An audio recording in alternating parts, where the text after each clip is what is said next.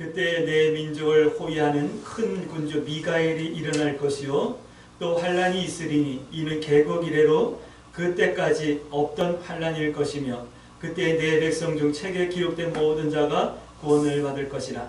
땅의 티끌 가운데서 자는 자 중에서 많은 사람이 깨어나 영생을 받는 자도 있겠고 수치를 당하여 영원히 부끄러움을 당할 자도 있을 것이며 지혜 있는 자는 동창의 빛과 같이 빛날 것이요 많은 사람을 옳은 대로 돌아가게 한 자는 별과 같이 영원토록 빛나리라. 아멘. 우리 서로 인사합니다. 참 잘 오셨습니다. 참 잘 오셨습니다. 네, 참 잘 오셨습니다. 우리가 믿습니다라고 말을 합니다. 하나님을 믿어요. 근데 이 믿음이 있으면 뭔가를 받게 된답니다. 그러니까 내게 믿음이 있으면 하나님께서 뭔가를 주시는 거예요. 구원받는 것 외에 우리가 예수님을 믿음으로 구원받아 천국에 가는 것 외에 사실 더 바란다라는 것이 어떤 기복적인 신앙 같고 그럴 수도 있게 느껴집니다. 하지만 우리에게 믿음이 있다면 하나님께서는 반드시 우리에게 뭔가를 주셔요. 뭘 주시냐면 첫 번째는 사람과 환경을 통해서 우리들에게 은혜를 주셔요. 긍휼을 베풀어 주셔요. 저는 그런 경험들을 참 많이 했어요. 아무것도 없는데 그냥 하나님 앞에 기도할 수밖에 없는데 하나님께서 누군가를 감동해가지고 저를 섬기게 만들고 저를 돕게 만들고 저를 이끌어가게 만드시는 그런 경험들을 참 많이 했어요. 기도하는데 전사님 생각이 났어요. 전사님 학비 없지요? 그러면서 등록금을 보내줘. 기도하는데 전사님 생각이 났어요. 쌀푸대 갖다 놓고 가. 이런 하나님의 이런 은혜가 나를 위해서 다른 사람을 움직여서 나를 섬겨주시고 나를 도와주시고 이끌어주시는 이런 은혜가 참 많았어요. 또 환경을 통해서도 마찬가지예요. 제가 어릴 적부터 이렇게 살아왔던 환경을 생각해 보면 어떻게 내가 살았나 싶을 정도의 그런 환경 속에서 살았어요. 그래서 우리 아이들은 저보다 1000배나 더 잘 살고 있다, 더 풍요를 누리고 있다라고 말하는데 저 아이들이 결코 뭐 이렇게 풍요롭고 넉넉하게 살고 있는 건 아니거든요. 그만큼 어렵고 힘들었어요. 그러나 하나님께서는 그 가운데서도 믿음을 가질 수 있게 하고 꿈을 꾸게 하시고 옳은 것과 그런 것이 무엇인지를 분별할 수 있게 환경을 통해서도 역사해 주셨어요. 가만히 생각해 보면 나는 환경이 불우했기 때문에 이렇게 됐어요 라고 말하는 것은 사실 핑계지 그것이 합리화될 수 없다라는 것을 저는 제 삶을 통해서 깨닫고 경험했던 것 같아요.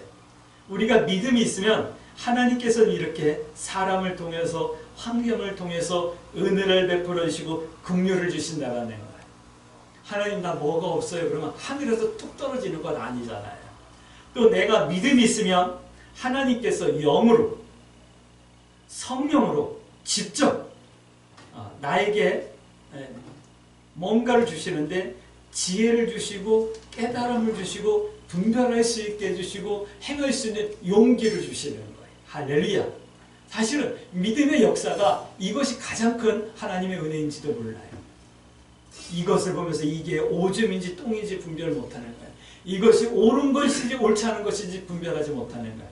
더 나아가서 내가 어느 편에 서야 될지 분별하지 못하는 거예요. 이거는 정말 어리석은 거죠. 근데 하나님께서 우리에게 믿음이 있으면 그 분별할 수 있는 힘을 주시는 거예요. 그래서 믿는 사람이, 믿음 있는 사람이 사업을 하면 사업이 안 될 일이 없는 거예요. 왜냐하면 하나님께서 영으로 직접 깨닫고 분별할 수 있는 은혜를 주시기 때문이에요. 할렐루야. 실패할 수가 없는 거예요.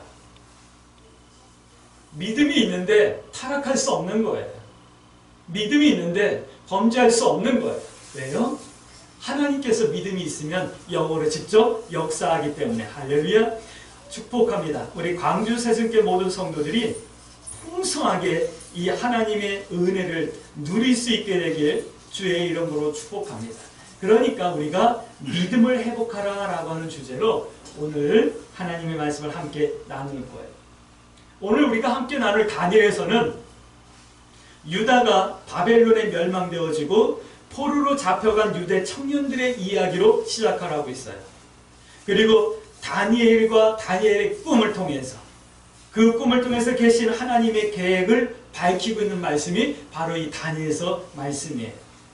특별히 다니엘서에서는 72레라고 하는 아주 의미 있는 하나님의 계시가 있어요. 그리고 기록되어진 날짜들, 이런 것들은 성경 해석학자들이 많은 의견들을 내고 있고 이것 때문에 지금이 주님 오실 날이 가까웠다라고 생각하는 많은 학자들이 있는 말이 많은 그런 부분이기도 해요. 그런데 오늘 우리들은 믿음이 있는 사람과 믿음 없는 사람에 관하여 함께 말씀을 나누면서 우리의 믿음이 어떤 믿음으로 회복되어져야 될 것인가를 함께 기도의 제목 삼으길 원합니다.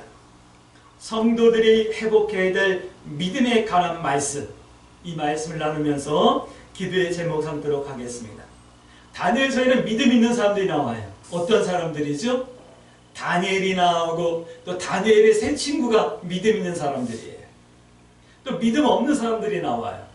믿음 없는 사람들 이런 사람, 느부갓네살 왕, 또 유다의 여호야김 왕, 그 다음에 벨사살 왕, 다리오 왕, 이런 왕들, 믿음 없는 사람들의 모습이 나와요. 근데 믿음 있는 사람들에 대한 이야기는 우리가 잘 알잖아요. 근데 오늘은 믿음 없는 이들의 이야기를 함께 나누도록 하겠습니다. 이 느부갓네살 왕은 바벨론을 정복했던 왕이에요. 이 당시에는 최고로 강력하고 최고로 그 권세 있는, 권력 있는 그런 왕이었죠. 두 번째 꿈을 꿔요. 첫 번째 꿈은 다니엘이 등용되어지는 꿈이고 두 번째 꿈을 꾸는데 이 두 번째 꿈 때문에 두 번째 꿈을 꾸고 이 느부갓네살 왕이 왕에서 쫓겨나요. 탄핵을 당해요. 그래가지고 들에 나가가지고 들짐승들 함께 살고 함께 먹고 풀을 뜯어먹고 살아요. 막 손톱이 이렇게 새 손톱처럼 이렇게 길어지기도 하고 성경은 그랬다라고 얘기를 하고 있어요. 그런데 꿈을 꾼 대로 7년이 지났을 때쯤 이 느부갓네살이 뭔가를 깨달아요. 뭘 깨닫냐면 세상의 모든 것들을 하나님이 다스리신다는 것을 깨닫게 돼요. 이것을 깨닫게 되면서 이 느부갓네살이 다시 왕으로 복직을 하게 되는 것을 볼 수가 있어요. 또 벨사살 왕이 나와요. 이 벨사살 왕은 느부갓네살의 아들이에요. 근데 느부갓네살 왕이 예루살렘 성전에서 가까운 성전에서 쓰는 그런 잔들, 그릇들 이런 것들을 갖다가 보관해 놓고 있었는데 그걸 갖다가 이 벨사살 왕이 그 대신들과 함께 술잔치를 벌여요. 그 성경 기명으로 이렇게 술을 따라 마시는 거예요. 막 한참 흥겨워져 있는데 벽에 손가락에 손이 나타나가지고 뭔가 글을 쓰는 거예요. 이걸 해석할 수 있는 사람이 아무도 없는데 다니엘이 해석을 해요. 메네메네 데겔 우바르신, 하나님께서 왕을 달아봤는데 왕이 부족함이 있었습니다 라고 하는 뜻이에요. 또 다리오 왕이 나오는데 이 다리오 왕은 자기 애가 자기를 사랑하는 마음이 굉장히 컸었나 봐요. 근데 많은 신하들이 다니엘을 시기해가지고 다니엘을 모함을 하기 위해서 그를 어떻게든 제거하기 위해서 한 법령을 만들지요. 앞으로 30일 동안 왕의 다른 어떤 것에게 절하거나 경배하거나 기도하는 자는 사자굴 속에 넣습니다 라고 하는 법령을 만들어가지고 실행을 해요. 이것을 알고도 다니엘은 집에 돌아가가지고 예루살렘을 향해서 열린 창문을 향하여서 하루에 3번씩 기도하는 대로 기도하게 되고 결론은 사자굴 속에 들어가게 되죠. 이 다리오 왕은 자기가 한 것을 후회하면서도 사람들 때문에 옳고 그름을 판단하지 못하고 다니엘을 사자굴 속에 내어 던질 수밖에 없었어요. 그러나 그 다음날 아침에 사자들이 다니엘을 건들지 못하고 다니엘을 끄집어내주다. 그러면서 얘기하는 게 뭐냐면 하나님의 크심을 내가 이제 알게 되었다라고 고백을 하게 되는 거예요. 이 사람들, 이 믿음 없었던 이 사람들을 통해서 하나님께서는 오늘 말씀하시는 거예요. 나는 이런 믿음이 너희들에게 있길 원한다 라고 말씀해 주시는 거예요. 이 음성을 들을 수 있게 되길 주의 이름으로 축복합니다. 느부갓네살이 하나님께서 세상의 모든 것들을 다스리신다를 깨달은 순간 그가 다시 왕이 되어지는 거예요. 하나님을 기망하였던 벨사살은 결국은 죽게 돼요. 오늘 다리오는 사람들을 두려워했었지만 이제 크신 하나님을 두려워하게 되는 거예요. 이런 믿음이 우리들에게 있어야 된다 말씀하는 거예요. 첫 번째입니다. 믿음은 하나님과의 관계예요. 믿음은 하나님께서 다스리심을 알고 고백하고 인정하는 것이 믿음인 거예요.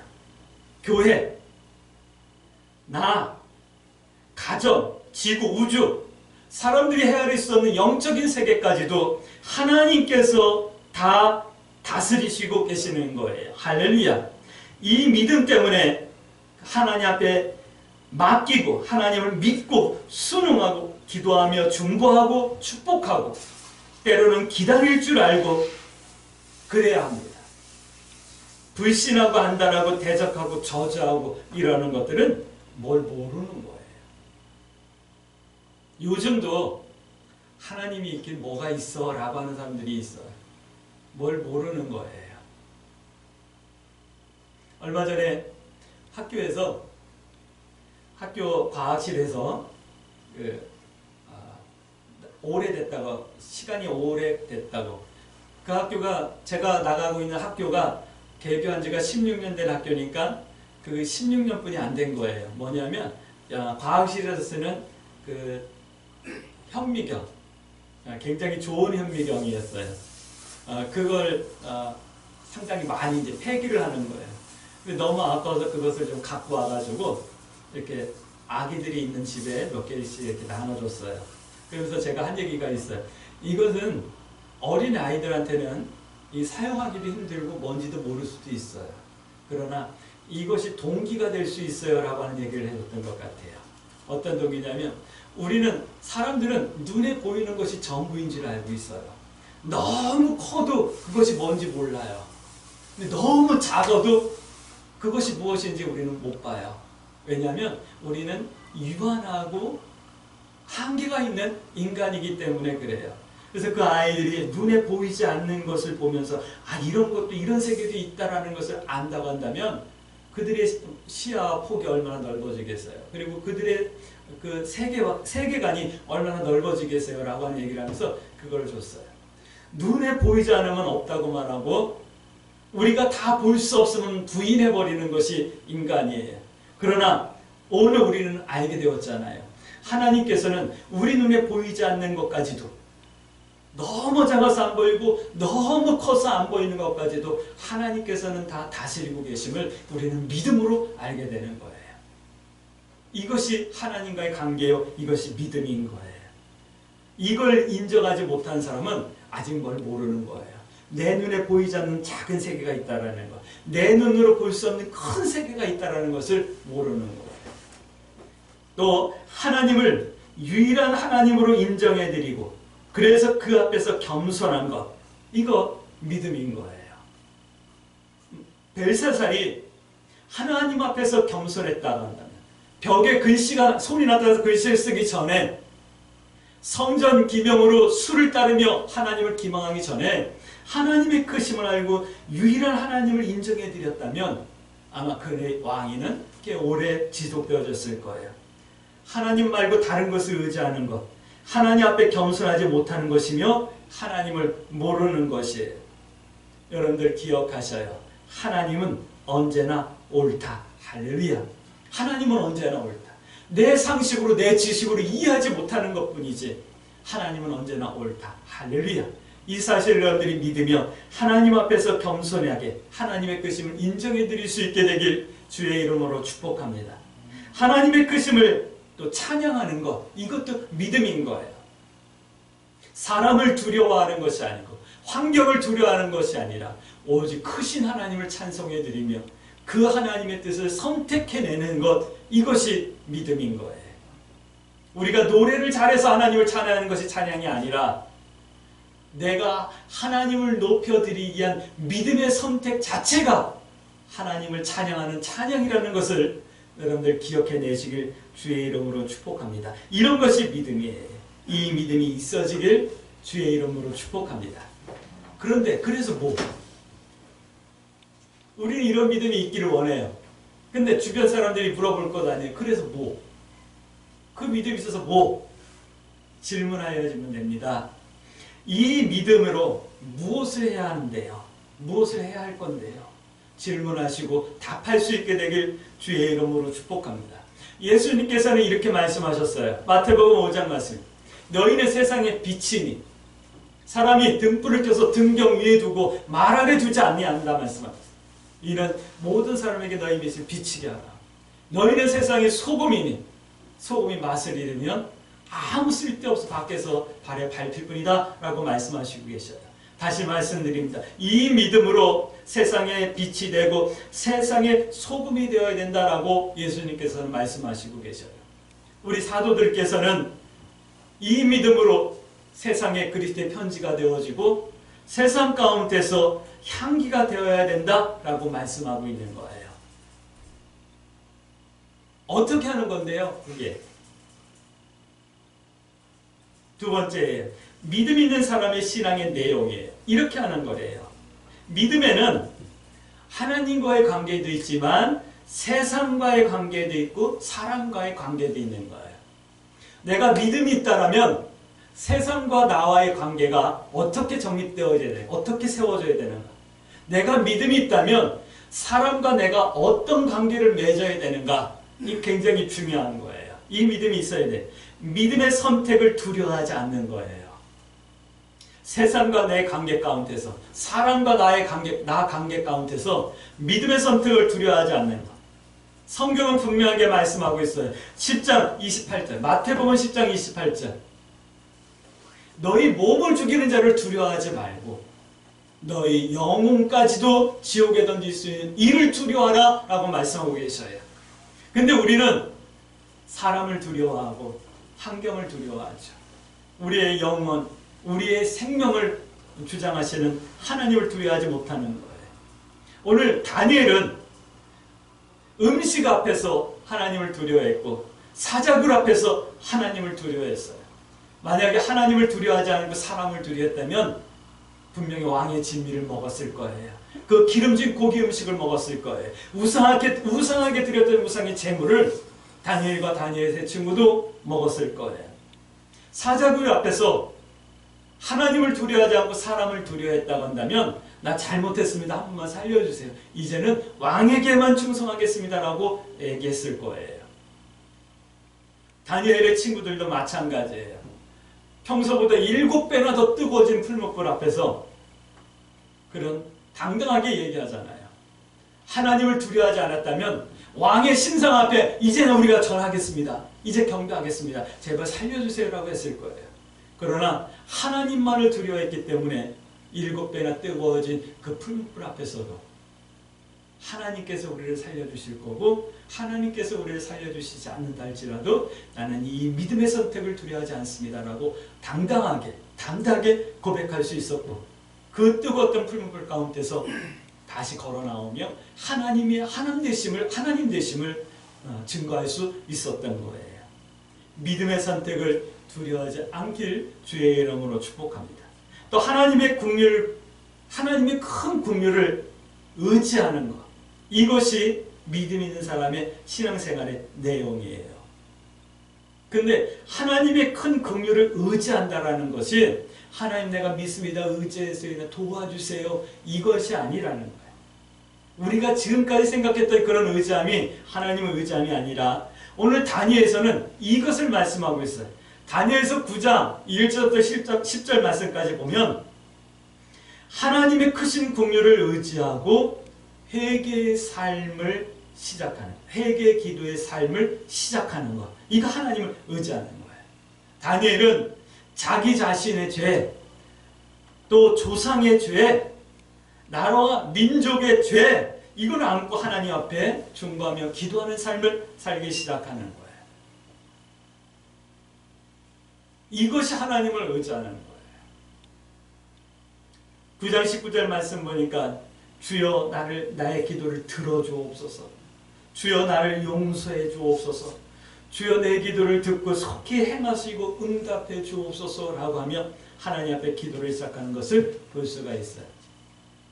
우리가 기도할 때 주여 주여 3번 3창하고 기도하는 것이 바로 여기서 나온 거예요. 10장 12절 말씀 보니까 하나님 앞에서 스스로 겸비하였다라는 말씀을 하고 있어요. 스스로 겸비하였다. 오늘 하나님께서 우리에게 말씀하는 거예요. 너희를 나를 의지하고 스스로 겸비하라 말씀하시는 거예요. 할렐루야. 다니엘서를 통해서 이 음성을 들을 수 있게 되길 주의 이름으로 축복합니다. 그래서 하나님의 크신 긍휼을 의지하고 이제 나라와 민족과 나의 죄와 우리 조상들이 지었던 불신까지도 하나님 앞에 회개하며 중보하는 그런 믿음의 삶을 살아야 되는 거예요. 이것이 신앙의 내용인 거예요. 할렐루야. 이런 믿음의 내용이 있어지길 주의 이름으로 축복합니다. 우리 한 번 더 질문할까요? 왜 이런 믿음이 있어야 할까요? 목사님, 왜 이런 믿음이 내 삶의 내용으로 되어져 있어야 되는데요? 질문하셔야죠. 우리가 왜 이 믿음을 회복해야 되고 이 믿음이 있어야 되는데요? 세 번째입니다. 믿음에는 결론이 있다라는 거예요. 할렐루야. 때로는 이런 날 내가 왜 교회에 나와가지고 이러고 있어야 되지? 이 한 날을 사실 아침에 일어나가지고 교회 나올 준비하고 예배 드리고 집에 가면 하루가 다 그냥 이렇게 지나가잖아요. 왜 그래야 되지? 하는 여러분들 그런 생각 안 들 때가 없지 않아 있었죠? 뭐 목회자인 저도 그런 생각이 들 때가 없지 않아 있었는데 성도들이야 오직 하셨겠어요? 그러나 우리가 믿는 것은 그거예요. 믿음에는 반드시 결론이 있다. 할렐루야. 내가 일주일에 하루를 온전히 하나님 앞에 드리는 것, 그리고 믿음의 선택을 두려워하지 않는 것, 그리고 하나님의 크신 긍휼을 의지하며 나와 민족과 우리들의 죄를 중보하며 하나님 앞에 기도하는 삶을 살아가는 이유는 믿음의 결론이 있기 때문이다 라고 말씀하는 거예요. 그 결론이 뭐냐면 오늘 우리가 함께 읽었던 본문 말씀 1절 4절 말씀 1절부터 4절 말씀까지 볼까요? 1절 말씀 보니까 이런 말씀을 하고 있어요.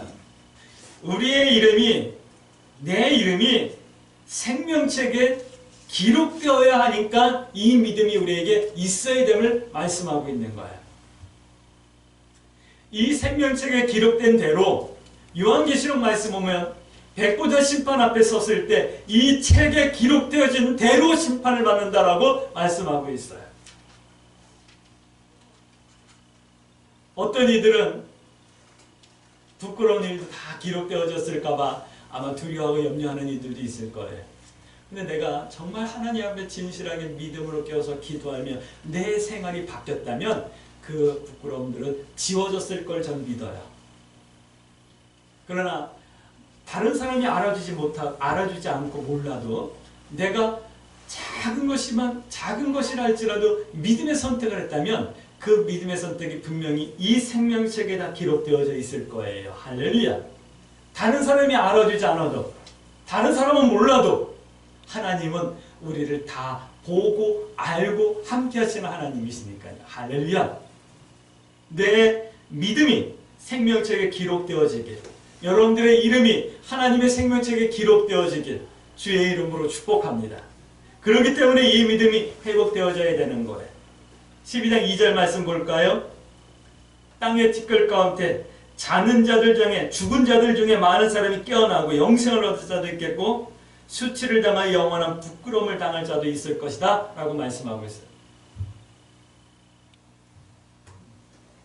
첫째 부활에 참여하는 자 되어져야죠. 할렐루야. 그 말씀을 하는 거예요. 부활과 영생을 누려야 하기 때문에 이 믿음이 필요한 거예요. 그냥 믿습니다 해서 우리가 부활이 되고 영생을 얻게 되고 하는 것이 아니라는 것을 오늘 다니엘서는 우리에게 말씀해 주고 있는 거예요. 부활이 없다라고 하는 이들, 또 영생, 사람은 한번 태어나가지고 죽으면 끝이지라고 하는 사람들은 아직까지 뭘 모르는 거예요. 눈에 보이지 않는 거기 때문에 부정하는 거예요. 그러나 우리가 볼 수 없는 세계가 분명히 있고 우리의 눈에 보이지 않아도 뭔가 있고 우리가 너무 커서 보지 못하는 것도 있다는 것을 알고 겸손히 하나님 앞에서 부활과 영생을 바라볼 수 있는 성도들이 되어지길 주의 이름으로 축복합니다. 예수 그리스도를 믿는 자는 누구든지 영생을 얻는 것. 할렐루야. 이 영생을 다 얻어야 되기 때문에 이 믿음이 있어지길 주의 이름으로 축복합니다. 두 번째는 이런 거예요. 의미 있는 삶의 열매를 맺어야 하니까 이 믿음이 필요한 거예요. 오늘 3절 말씀 볼까요? 지혜 있는 자는 궁창의 빛과 같이 빛날 것이요. 이 지혜가 어떤 지혜냐면 믿음으로 행하는 성도의 삶의 내용을 말씀하는 거예요. 이 지혜가 어떤 지혜냐면 믿음의 선택을 두려워하지 않는 것, 하나님의 큰 긍휼을 의지하고 스스로 겸비하며 기도의 삶을 살아가는 것, 이 지혜를 말씀하시는 거예요.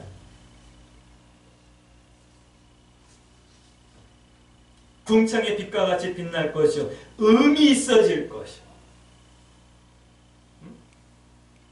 많은 사람들을 옳은 대로 옳은 대로 돌아오게 한 자는 별과 같이 영원토록 빛날 것이다.